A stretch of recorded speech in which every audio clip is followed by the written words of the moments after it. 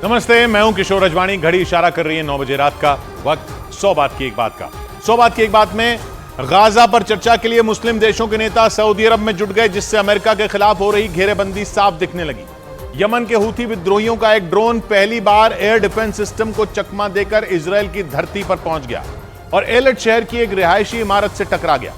Gaza के 2 सबसे बड़े अस्पतालों शिफा अस्पताल और अल कुद्स अस्पताल पर इजरायल की फौज ने बड़ा हमला करने के बाद वहां स्पेशल फोर्सेस के जवानों को तैनात कर दिया और दक्षिण चीन सागर में चीन और फिलीपींस की नौसेनाओं के बीच ऐसा विवाद भड़का, जिसके बाद समंदर में चीन के खिलाफ 5 बड़े देशों की सेनाएं जंग के लिए तैयार दिखने लगी। बड़ी खबर आई इजरायल और अमेरिका के खिलाफ हो रही मुस्लिम देशों की सबसे बड़ी घेरेबंदी पर। सऊदी अरब में हो रही इस घेरेबंदी की वजह से यूक्रेन जंग की तरह ही एक बार फिर दुनिया 2 धड़ों में बंटती दिखने लगी, क्योंकि 57 मुस्लिम देशों ने मिलकर अमेरिका और इजरायल के खिलाफ मोर्चा खोल दिया है। इस मोर्चे की अगुवाई सऊदी अरब कर रहा है, जिसमें ईरान भी उसका साथ दे रहा है। और ईरान के सऊदी अरब के साथ आने की वजह से ही यह संकेत मिल रहा है कि दुनिया 2 धड़ों में बंट सकती है, क्योंकि अमेरिका और इजरायल के खिलाफ ईरान अपने सबसे कट्टर दुश्मन सऊदी अरब के साथ खड़ा दिख रहा है। इसीलिए माना जा रहा है कि तमाम मुस्लिम देश अपने मतभेदों को भुलाते हुए एकजुट हो रहे हैं और इन 2 धड़ों में एक तरफ अमेरिका और उसके साथ खड़े देश हैं, तो दूसरी तरफ मुस्लिम देशों के साथ रूस और चीन दिख रहे हैं। यही नहीं, मुस्लिम देश अपनी एकजुटता दिखाने और अपनी आगे की रणनीति बनाने के लिए अहम बैठक करने वाले हैं। और सऊदी अरब में ही 57 मुस्लिम देशों के संगठन OIC की रविवार को बैठक होने वाली है, जिसमें सभी मुस्लिम देश मिलकर इजरायल और हमास की जंग के मुद्दे पर अपनी रणनीति बनाएंगे। लेकिन इस अहम बैठक से पहले अरब देशों के विदेश मंत्रियों ने इस मुद्दे पर मंथन किया। यही नहीं, OIC के राष्ट्राध्यक्ष भी दोपहर को मीटिंग करने वाले हैं। यानी इस जंग के बाद मुस्लिम देश पूरी तरह लामबंद होते दिखाई दे रहे हैं। उन्होंने साथ आने के लिए अपने मतभेदों को भी भुला दिया। इसीलिए माना जा रहा है कि ये बहुत बड़ा कदम हो सकता है, क्योंकि इसके बाद दुनिया खुलकर 2 धड़ों में बंट सकती है, जिसमें एक तरफ अमेरिका और उसके साथ खड़े देश हैं, तो दूसरी तरफ मुस्लिम देश और उनके साथ दे रहे रूस और चीन जैसे देश हैं। और जिस नए मोर्चे की अगुवाई सऊदी अरब कर रहा है, उसमें उसका साथ दे रहा है ईरान। माना जा रहा है कि ईरान इस जंग में बड़ा खिलाड़ी है, जो पहले से ही अमेरिका और इजरायल का सबसे बड़ा दुश्मन है। लेकिन इस जंग की शुरुआत के बाद अमेरिका और इजरायल ईरान पर और भड़क गए, क्योंकि इन दोनों देशों का आरोप है कि हमास को भड़काने वाला कोई और नहीं बल्कि ईरान ही, और उसी के इशारे पर हमास के लड़ाकों ने 7 अक्टूबर को इजरायल के अलग अलग शहरों पर हमला कर पूरी दुनिया को दहला दिया था। क्योंकि ईरान और इजरायल के बीच लंबे वक्त से 36 का आंकड़ा है, जबकि अमेरिका भी उसे अपना बड़ा दुश्मन मानता है।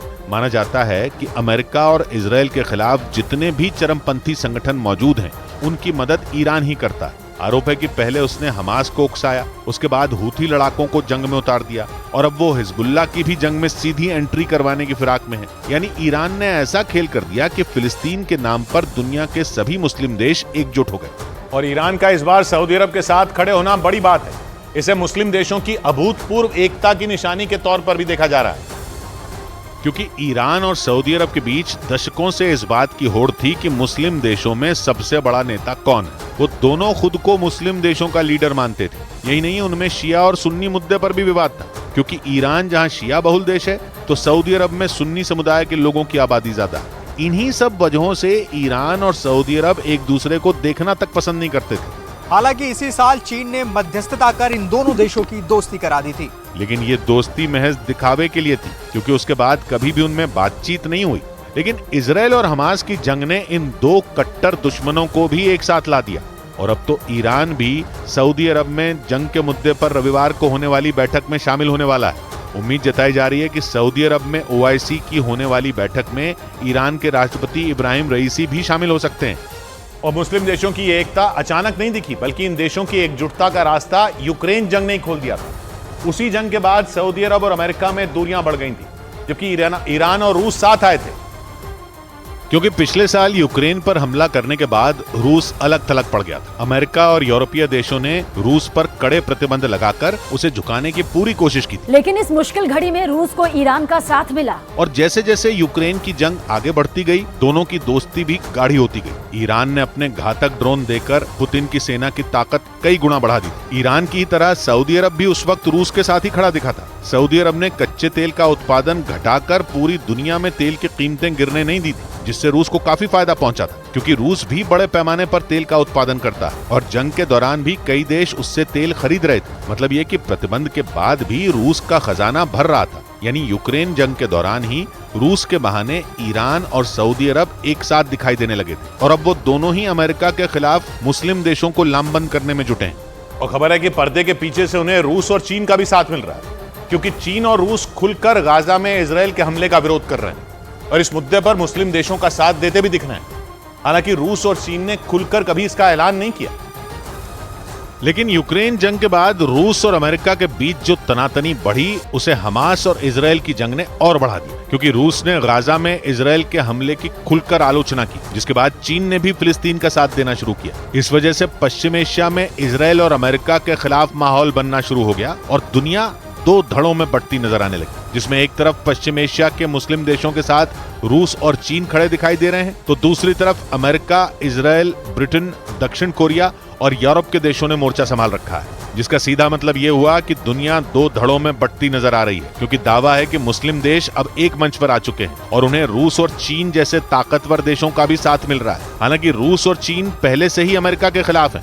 ऊपर से तुर्की ने मुस्लिम देशों से एकजुट होने की अपील कर अमेरिका की टेंशन बढ़ा दी, क्योंकि तुर्की एक नेटो देश है और तुर्की का हमास के लिए समर्थन जुटाने का मतलब नेटो में फूट पड़ना है, वो भी तब जब अमेरिका को समर्थन की जरूरत सबसे ज्यादा हो। नेटो का सदस्य होने के बावजूद तुर्की ने अमेरिका और इजराइल के खिलाफ मोर्चा खोल दिया। तुर्की के राष्ट्रपति एर्दोआन ने सारे मुस्लिम देशों से एकजुट होने की अपील कर दी। उन्होंने ये तक कह दिया कि यूरोप में छोटी सी घटना पर एकजुटता दिखाने वाले देश गाजा पट्टी पर चुप है, जबकि वहां 11,000 लोगों की जान जा चुकी है। तुर्की के राष्ट्रपति की अपील अमेरिका के होश उड़ाने वाली है। तुर्की इससे पहले यूक्रेन जंग के दौरान भी अमेरिका की टेंशन बढ़ा चुका है। फिनलैंड और स्वीडन को नेटो का सदस्य बनाने के रास्ते में भी तुर्की महीनों तक अड़ंगा लगाए बैठा रहा और अब गाजा पट्टी में चल रही जंग के मुद्दे पर तो तुर्की ने इजराइल के खिलाफ मोर्चा खोल दिया। तुर्की एक ताकतवर मुस्लिम देश है, जहाँ नेटो के परमाणु बमों के ठिकाने भी हैं। अगर तुर्की का साथ अमेरिका के खिलाफ खड़े हो रहे धड़े को मिल गया तो अमेरिका के लिए ये बहुत बड़ा झटका होगा। ऊपर से पाकिस्तान जैसे छोटे मुल्क भी अमेरिका को आंख दिखाने लगे हैं। एक दिन पहले ही आतंकी संगठन टीटीपी को मिल रहे हथियारों के लिए पाकिस्तान ने अमेरिका को जिम्मेदार ठहरा दिया और ये साफ संकेत दे दिया कि वो भी अमेरिका के खिलाफ मोर्चा खोलने के लिए तैयार बैठा है। जबकि पाकिस्तान तो वो मुल्क है जो अमेरिका से मिले हथियारों के बूते ही ताकतवर होने का गुमान पालता है। कंगाली और बदहाली में जी रहे पाकिस्तान के लोग भी अमेरिका से खैरात की आस लगा रहे हैं, लेकिन इतनी बुरी हालत में भी पाकिस्तान ने अमेरिका पर बड़ा हमला बोल दिया। पाकिस्तान ने टीटीपी के हमलों के लिए अमेरिका को दोषी बता दिया। अमेरिका की सेना 2021 में अफगानिस्तान से निकली थी और दावा किया जाता है कि उस वक्त अमेरिका के बहुत सारे हथियार अफगानिस्तान में ही रह गए थे। पाकिस्तान आरोप लगा रहा है कि अमेरिका का वो गैर जिम्मेदाराना बर्ताव आतंकियों के हाथ मजबूत होने की वजह बन गया। इसीलिए अमेरिका के खिलाफ मुस्लिम देशों का एक मजबूत गठजोड़ बनता दिखने लगा। एक ऐसा गठजोड़ जिसमें शिया देश भी हैं और सुन्नी देश भी हैं, कमजोर देश भी हैं और ताकतवर देश भी हैं, बड़े देश भी हैं, छोटे देश भी हैं। खासतौर पर तब जब जंग केवल गाजा पट्टी में नहीं छिड़ी, बल्कि 7 अक्टूबर के बाद से पश्चिम एशिया के कई हिस्से जंग की आग में झुलस रहे हैं। गाजा पट्टी के अलावा इराक में भी जंग तेज हो चुकी है। सीरिया में भी अमेरिकी फौज के ठिकानों पर हमले तेज हो चुके हैं। यमन के हूती विद्रोही भी सक्रिय हो चुके हैं और पश्चिम एशिया के अलग अलग हिस्सों में सक्रिय चरमपंथी संगठन भी नए सिरे से हमलों की तैयारियों में जुटे दिख रहे हैं। लेकिन पश्चिम एशिया में खुले जंग के अलग अलग मोर्चों में एक बात बिल्कुल एक जैसी है, वो ये कि इन सभी जगहों पर निशाने पर कहीं न कहीं अमेरिका या उसके सहयोगी ही हैं। इसलिए अमेरिका के खिलाफ हो रही ये घेरेबंदी कुछ ऐसी ही है जैसे उसके सारे दुश्मन एक हो रहे हों और इसीलिए सऊदी अरब में बन रहा इन देशों का गठजोड़ अमेरिका के लिए बड़ा सिरदर्द साबित हो सकता है।